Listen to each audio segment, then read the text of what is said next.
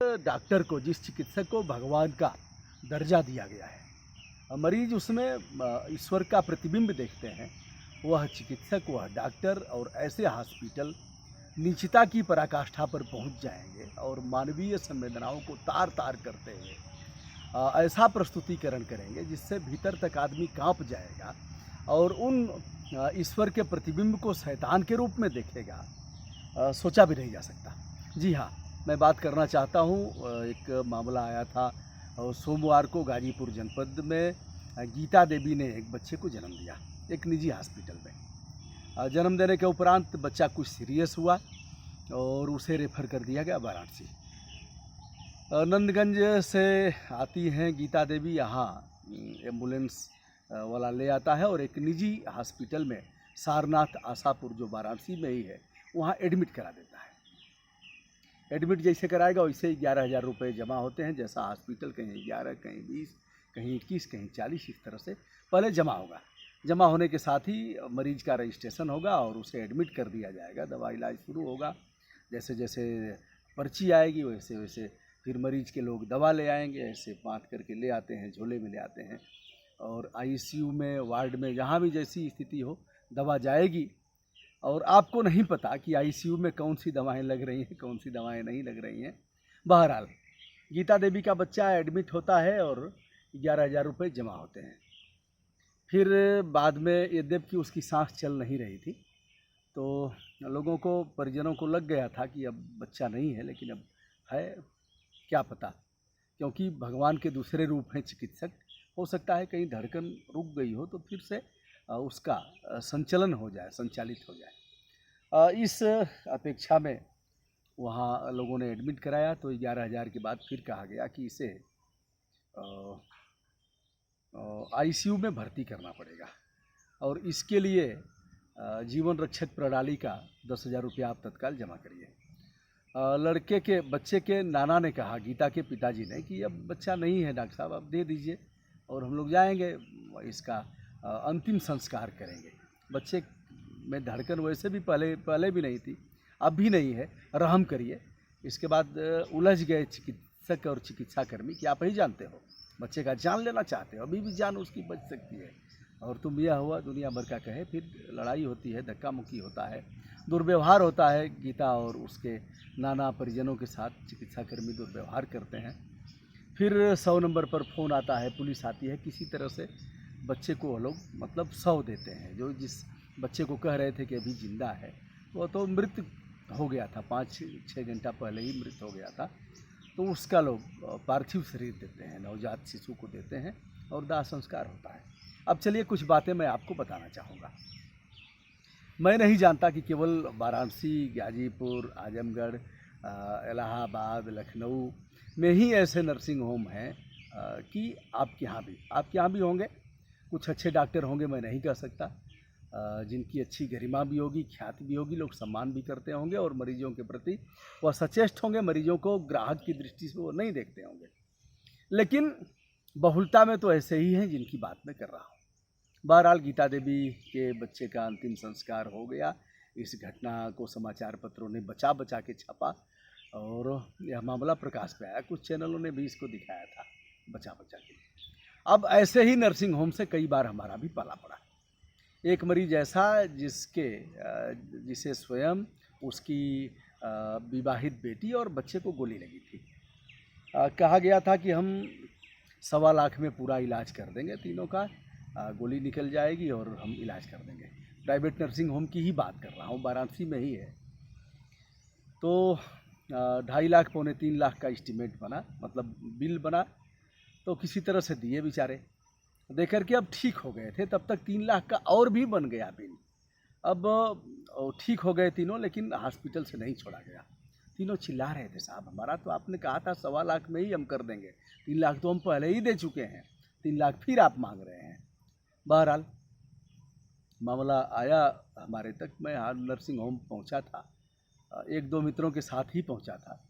फिर डॉक्टर तक संदेश गया और डॉक्टर तो पहले बहुत उल्टा सीधा बोला कि कौन लोग हैं, कैसे दवा होगी, इतना पैसा हमारा, इतना नुकसान हुआ, इतना अच्छा ऑपरेशन किया हूँ, तीनों की गोली निकाला हूँ, यह हुआ।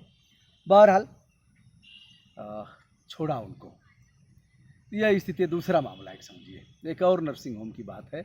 बनवासी, जो वन में लोग निवास करते हैं, बनवासी, तो जिन्हें मूसहर कहते हैं, मूसाहार, मतलब मूस खाते थे लोग पहले, मूसाहार, मूस आहार हो जिसका, अर्थात मूसहर।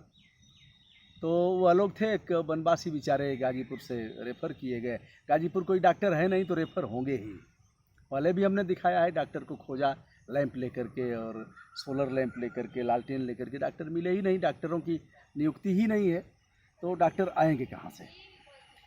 ऐसी परिस्थिति में मुसहर भाई को लोग ले आकर के यहाँ एडमिट कर दिए। सोचे कि 10-20 हज़ार लगेगा, इलाज हो जाएगा। किसी तरह से ले आए लोग, चंदा वंदा इकट्ठा करके, जिले भर के मुसहर बेचारे चंदा दिए। इलाज होते होते मुसहर तो मर गए और 24 घंटे लगभग उनकी लाश को रखे रहा, इसलिए कि जब तक पैसा नहीं मिलेगा तब तक हम नहीं छोड़ेंगे।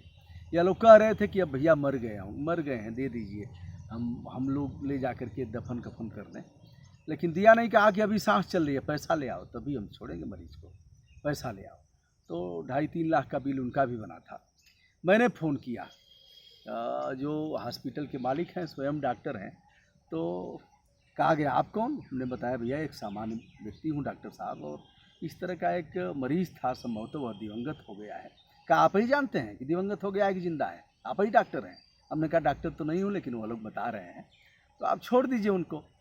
अब उनके पास पैसे नहीं है कि नहीं, ठीक है, इतना पैसा हमारा हुआ, वो जमा करके ले जाए, पैसा जमा करें। हमने कहा देखिए भैया, बड़ा डॉक्टर साहब बड़े कमज़ोर लोग हैं, बड़े गरीब हैं, कहाँ से देंगे? और तो कहा ठीक है, कमज़ोर लोग हैं तो आप ही अगर समाज सेवी हैं तो आप ही जमा कर दीजिए, चलिए हम 10,000 छोड़ देते हैं। उनका बहुत अटपटा व्यवहार था, लूज टाक तो नहीं किया, लेकिन बातें बड़ी तल्ख थी। तो हमने कहा डॉक्टर साहब देखिए, फिर से हम अपना नाम बता देते हैं, सामान्य आदमी हूँ और हमारे पीछे कोई लाव लश्कर नहीं है, न ही कोई सुरक्षा है, तो और न ही कोई बड़े लोग हैं, और ना ही किसी दल से हमारा कोई संबंध है, किसी दल से कोई संबंध नहीं है। उस समय अखिलेश यादव की सरकार थी और माना जाता है कि उस गवर्नमेंट के काफ़ी चहेते अस्पतालों में उस हॉस्पिटल की गणना होती है, वहाँ अखिलेश के चचा वगैरह आते रहते थे। बहरहाल समाजवादी पार्टी की गवर्नमेंट थी। हमने कहा भैया यही हमारा नाम है और मैं गाजीपुर हूँ, गाजीपुर से रोडवेज पकड़ रहा हूँ, लगभग 2.5 घंटे में आप क्या मैं पहुँच जाऊँगा, अकेले आ रहा हूँ और किसी को कुछ बताऊँगा भी नहीं, लेकिन आ रहा हूँ तो आप समझिए कि आपकी क्या गति होगी, और मैं पूरी तौर पर आपका कच्चा चिट्ठा खोलने आ रहा हूँ। तो मैंने कहा 10 मिनट में हमें बस मिल जाएगी और फिर 2.5 घंटे में पहुँच जाऊँगा लगभग, अगर जाम वाम नहीं लगा तो उसने कहा ठीक है आओ, ऐसे बोला। हमने कहा ठीक है, आ रहा हूँ भैया। उसके बाद मैं आया बस में। 20 मिनट बाद एक लोगों का फ़ोन आया, दुबे जी नमस्कार। उनका नमस्कार भैया। कह रहे गुरुजी मैं फलां बोल रहा हूँ। उनका बताइए। कह रहे वो डॉक्टर साहब जो बनारस वाले हैं, नर्सिंग होम वाले, कुछ हुआ है क्या? हमने कहा ऐसी बात है, एक पार्थिव शरीर को उन्होंने रोके रखा है, जब तक उनको पैसा नहीं दिया जाएगा तब तक वो नहीं छोड़ेंगे, पैसे का इंतजाम करने बनारस जा रहा हूँ। अरे नहीं गुरुजी, वो नहीं जानते थे आपके बारे में, तो हम बात कर रहे हैं, बात करके आपको बता रहे हैं। तो गुरुजी अभी आप कहाँ पहुँचे? हमने कहा बस गाजीपुर से निकल लिया हूँ, बस में हूँ। तब तक एक और का फ़ोन आया। ऐसे फिर उन लोगों का कॉल बैक हुआ और उन लोगों ने कहा कि गुरुजी वह छोड़ दिए हैं और किराया भाड़ा भी दे दिए हैं, तो सही बात है कि अभी मर गया है। हमने कहा अभी तो नहीं मरा है, मरा तो कई घंटे का मरा है, लेकिन ठीक है। इस तरह से है भैया, आपको करना पड़ेगा। अब होता क्या है, जैसे ही आप मरीज़ लेकर के एम्बुलेंस में आएंगे तो एम्बुलेंस वाले का अगर किराया जैसे गाजीपुर से 2200 है, वाराणसी का 2000 है, तो अगर आप नहीं देंगे 2000 तो कहेगा साहब हम 1800 में ले आएंगे। चलिए हमको दीजिए 1500 ही दीजिए, हम भी जानते हैं आप कितने परेशान हैं, चलिए साहब हम भी सेवा कर देंगे, रोज़ तो कमा ही रहे हैं, एक दिन नहीं कमाएंगे। असली कमाई उसकी है कहाँ, बता रहा। अगर आप 1000 भी देंगे, तेल का पैसा देंगे, तब भी वो ले आएगा। और अगर आप मान गए कि हम इसी नर्सिंग होम में आप जहाँ कहोगे वहीं, तो वह बिना पैसे के भी ले आएगा। अब जैसे ही ले आएगा वह, वैसे ही नर्सिंग होम में रजिस्ट्रेशन होगा, रजिस्ट्रेशन के साथ ही 11,000 रुपया जमा होता है। 11,000, 15,000, 20,000, 21,000, 25,000, जैसी स्थिति हो मरीज़ की और जैसा नर्सिंग होम हो, जिस स्तर का हो, साहब उस तरह से जमा होगा। और आप नहीं समझ पाएंगे, उसके अकाउंट में, ड्राइवर के अकाउंट में उतना पैसा चला जाएगा। जैसे ही मरीज़ एडमिट हो जाएगा, ड्राइवर कहेगा भैया हम जा रहे हैं और चलिए इलाज होगा, तो उसके अकाउंट में चला जाएगा। यह होता है, यही इनकी कमाई है। और वह बहका करके, फुसला करके आपको ऊल जलूल पाठ पढ़ा करके डॉक्टर के कर्तव्य निष्ठा के बारे में बताएगा, बड़े अच्छे हैं, बहुत अच्छा इलाज होता है। भैया आप तो गए काम से, उनके चंगुल में फंस गए, फिर जय सियाराम होना ही है, श्री राम नाम सत्य है करा दिए।